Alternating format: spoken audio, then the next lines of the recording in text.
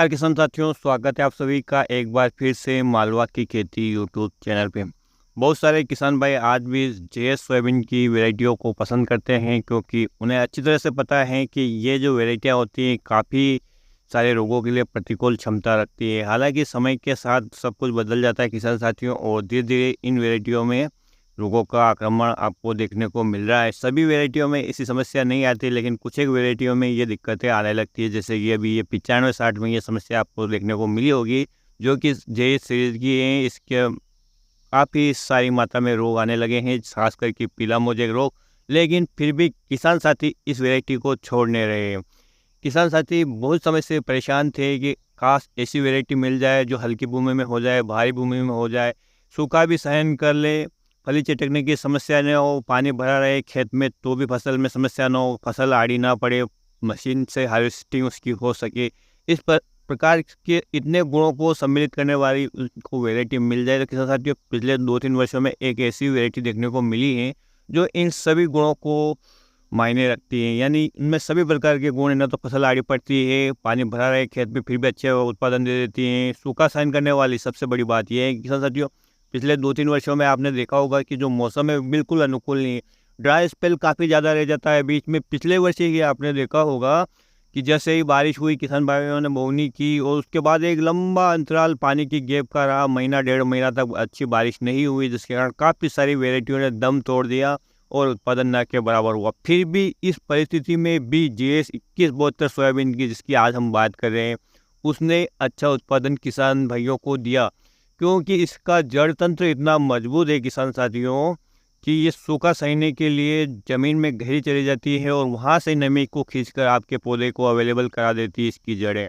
सबसे बड़ी बात कि इसमें फलियाँ चटकने की समस्या नहीं है। यदि आपकी फसल पक जाती है, आपके खेत में पानी भरा है या आपके जो कटाई उसमें देरी हो रही है, तो फली चटकने की समस्या नहीं होने के कारण भी ये वैरायटी बहुत अच्छी मानी जा रही है। जैसा कि मैं आपको बताता हूँ कि जब भी जेएस की कोई भी वैरायटी तैयार की जाती है, उसमें काफ़ी सारे गुणों को ध्यान में रखकर उस वैरायटी को तैयार किया जाता है, क्योंकि क्षेत्र ही ऐसा है जो जबलपुर सोयाबीन अनुसंधान केंद्र, वहाँ रोगों और कीटों का भयंकर आक्रमण होता है। उन बातों को ध्यान में रखकर ही किसी वैरायटी को वहाँ से विकसित किया जाता है। निश्चित रूप से यदि वो वैरायटी आपके क्षेत्र में आती है जहाँ रोगों और कीटों का प्रकोप कम है, तो वो वहाँ आपको ज़्यादा ही उत्पादन देगी, साथ ही आपकी जो लागत है वो भी कम आएगी। तो आज हम डिटेल से बात करेंगे जेएस 2172 सोयाबीन के बारे में किसान साथियों। इसका बीज कितना लेना चाहिए, बीज आपको कहाँ मिल सकता है, किन क्षेत्रों के लिए ये अनुकूल है, क्या इसकी विशेषता है, तो पूरी जानकारी के लिए आप वीडियो को आखिर तक जरूर देखिएगा। सबसे पहले बात कर लेते हैं किसान साथियों की इस वैरायटी को तैयार कहाँ किया गया। तो जैसा कि मैंने आपको बताया है कि यह जबलपुर द्वारा विकसित की गई तैयार वैरायटी है, जिसे जेएस 2172 नाम दिया गया है किसान साथियों। और ये मध्य क्षेत्र के लिए अनुशंसित की गई हो। जैसा आपको पता है कि मध्य क्षेत्र में मध्य प्रदेश, राजस्थान, गुजरात, महाराष्ट्र का मराठवाड़ा और विदर्भ और उत्तर प्रदेश का बुंदेलखंड क्षेत्र आता है। यह हल्की और मध्यम से भारी भूमि के लिए भी उपयुक्त किस्म है। इसकी पकने की अवधि की बात करें किसान साथियों, तो 94 से 95 दिन का समय ये लेती है सामान्य परिस्थितियों में। लेकिन यदि देर तक वर्षा होती है या आपके खेत की मिट्टी भारी है, तो 5 से 6 दिन का अंतर ऊपर नीचे हो सकता है। यह पैदावार कितनी देगी, इसका एवरेज प्रोडक्शन की बात करें किसान साथियों, तो 25 क्विंटल प्रति हेक्टेयर का इसका एवरेज प्रोडक्शन है। लेकिन जैसा कि मैं आपको हमेशा बताता आया हूँ कि जो मौसम बिल्कुल सही रहता है, परिस्थितियाँ अनुकूल रहती है, सही समय पर बुआई हुई है, सही ढंग से बारिश बरसी है, तो निश्चित रूप से जो इसका उत्पादन है वो 30 से 35 क्विंटल तक जा सकता है। ये कोई इसकी बड़ी विशेषता नहीं किसान साथियों। तो जैसा कि हर जेएस की वैरायटी हो, चाहे कोई भी हो, यदि अनुकूल मौसम रहता है तो एवरेज प्रोडक्शन से ज़्यादा ही प्रोडक्शन आपको देखने को मिलेगा। किसान साथियों इसके पौधे की बात करें तो मध्यम ऊंचाई वाला और शाखादार पौधा है, ना कि एक सड़ी चलती है। इसकी जो ब्रांचेस है वो काफ़ी सारी मात्रा में निकलती है। इसका दाना बहुत ही आकर्षक पीला रंग का चमकदार अत्यंत सुंदर होता है। और जिसका हाइलम होता है, जिसे हम आप नाभिका के नाम से जानते हैं, वो ब्राउन कलर का होती है। पत्तियाँ हरी एवं पत्ती चौड़ी नुकीली होती हैं और फूलों का रंग इसका सफ़ेद तथा फलियाँ रोएदार होती हैं, जिसके कारण इसमें सिविल ऊपर इल्ली का प्रकोप भी आपको कम देखने को मिलेगा। क्यूपाई यानी कि डिबलिंग पद्धति के लिए यह वैरायटी बहुत ही अनुकूल किस्म है किसान साथियों। और यदि आप इसके बीज दर की बात करें तो प्रति हेक्टेयर 80 किलो बीज इसका बुआई के लिए लिया जाता है। 16 से 18 इंच की दूरी पर रखा जाता है और इस वैरायटी से किसान साथियों ने काफ़ी ज़्यादा गुण होने के कारण इस वैरायटी का चयन यदि वो जेएस की वैरायटियों में करते हैं तो इसी वैरायटी को चुनाव करते हैं। इसका जो तना होता है काफ़ी ज़्यादा मजबूत होता है, जिसमें कि फसल के लाजिंग यानी आड़ा पड़ने की समस्या नहीं आती है और फलियाँ चटकने की समस्या नहीं है, जिसके कारण कि यदि मशीन से हार्वेस्टिंग हो भी जाए तो भी कोई दिक्कत नहीं है। किसान साथियों, हमें समय के साथ चलना पड़ेगा क्योंकि अब मैनुअल हार्वेस्टिंग काफ़ी ज़्यादा महंगी पड़ने लगी है, इसलिए हमें मशीनों से जितना ज़्यादा काम हो सके वो करना है।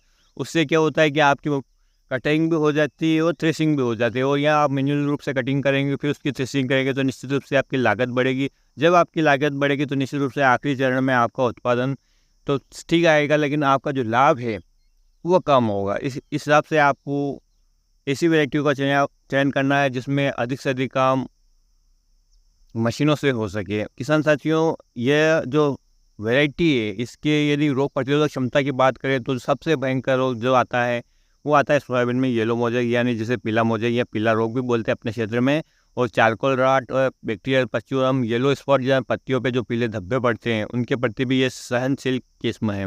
किसान साथियों, इस वैरायटी के गुण की बात करें तो इस जेएस की सीरीज में अभी तक शायद ही ऐसी कोई वैरायटी मिली हो जिसमें इतने सारे गुण हो।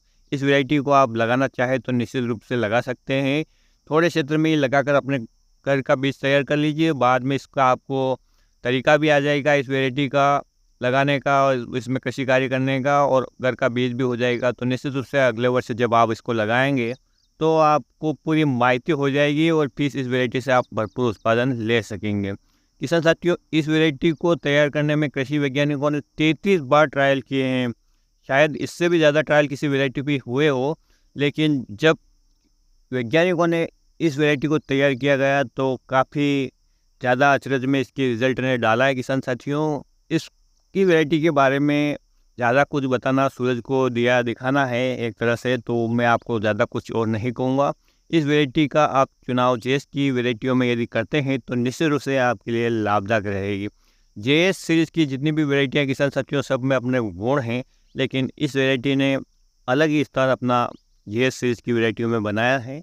और यदि आप RVSM 1135 के तौर के रूप में यदि जेएस की वैरायटी में कोई किस्म ढूंढ रहे हैं तो निश्चित रूप से आप इस वैरायटी का चुनाव कर सकते हैं। काफ़ी सारे गुण एक दूसरे से मिलते हैं, फ़र्क इतना है कि वो राजमाता सिंधिया कृषि विश्वविद्यालय तैयार की गई है और ये जबलपुर द्वारा जो जवाहरलाल नेहरू कृषि विश्वविद्यालय द्वारा तैयार की गई हैं। दोनों ही वैरायटियाँ बहुत अच्छी हैं।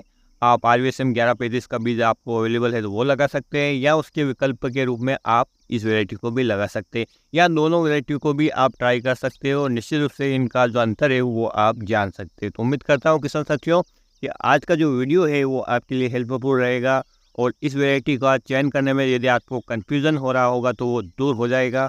ये किस्म आपके लिए अच्छा उत्पादन दे, इसी उम्मीद के साथ आज का वीडियो ख़त्म करते हैं किसान साथियों। फिर मिलते हैं एक नए वीडियो में नई जानकारी के साथ। तब तक के लिए ख्याल रखिएगा आप अपना, अपने परिवार, अपने पशुधन का।